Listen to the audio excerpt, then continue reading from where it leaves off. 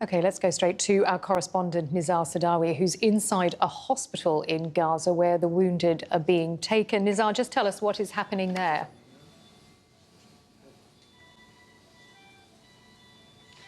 Well, obviously, most of the streets in the Gaza Strip are deserted, but recently the escalation is still continuing. Obviously, Israeli air raids continued in Gaza City itself, causing several injuries just 2 hours ago. Most of them were referred here to a Shifa hospital. This is obviously the largest hospital in Gaza City itself. It's a medical complex, actually. I can tell you that right downstairs in the ER, where we were not allowed, of course, to go inside, the people relevant of those who were injured in the recent attacks had only a terrible look on their faces. The agony was present all over their faces, the agony of the worst that is about to happen, obviously. Some of the injuries are often transferred here to the intensive care unit, where obviously not all patients survive. Right here with us, we have Dr. Marwan Abu Saada, Director of Surgery in Shifa Medical Complex. Hello, Doctor. Can you please tell us about the recent airstrikes that happened in Gaza and how the scarcity of medical supplies you've been suffering from here in Shifa Hospital affects you and affects the way you're treating your patients? Can you also please tell us about the number of patients? Okay, before 2 hours, we have received more than 10 patients. Some of them, they were seriously injured with a brain injury and a chest injury. But since 5 days, we have received in this hospital more than 300 patients who arrived to our emergency departments. With more than about 90 cases were admitted to the hospital with various injuries to the head, to the chest, to the neck, to the body, to the lower and upper limbs. And we are here now in the ICU. This is the main surgical ICU here in this hospital. It is fully occupied by the patients who got injured really during this war in Gaza. And we expanded our capacity of our ICU beds up to 32 beds here still. And we have a problem here in Gaza that we are struggling with the COVID cases and the ICU cases, and so we have to shift some of the cases outside this Shifa hospital to cope just with the injured patients. But again, we have to open another ICU for the COVID.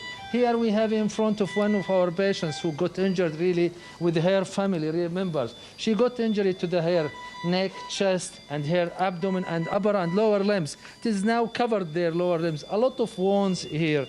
And again, we have a man with the open abdomen. We have a boy there. We can approach this boy again just to see. He's got injured really during the war. His house was demolished again. This is with a chest injury. And here with the chest wounds, here the chest, and this is central line, he got injured. And we have a guy here, which is 17 years old with the head injuries. You can see him. He has got some subdural hematoma in his brain with a depressed bone, really. These are, a lot of patients are in our ICU. And Doctor, we have how many patients have you just received during the latest airstrikes? In the latest airstrike in Gaza, more than 10 patients. We have admitted 3 of them. The one that happened 2 hours ago? Yes, okay. 3 of them, they were seriously injured. 3 of them, they were seriously injured. We can approach a lady there. She got serious injury. She was walking. We can approach her, really. When she was walking along the street, and airstrike, crashed the car there. She got injured, severely injured, really. She got abdominal injury. She got amputated of her limb. A right limb was amputated above. Right limb was amputated above the knee. It was amputated, and she got injured. She got some sort of a bleeding, and we unfortunately. We here observe that some of the wounds, which it's seen to us as a superficial in the anterior wall of her abdomen, but inside a lot major injuries. I think this is small superficial wounds, but inside big injuries. She got bleeding for internal vessels. She got shocked when she arrived to our hospital. What do you need, Doctor? What do you think you desperately need to be able to deal with this number of injuries?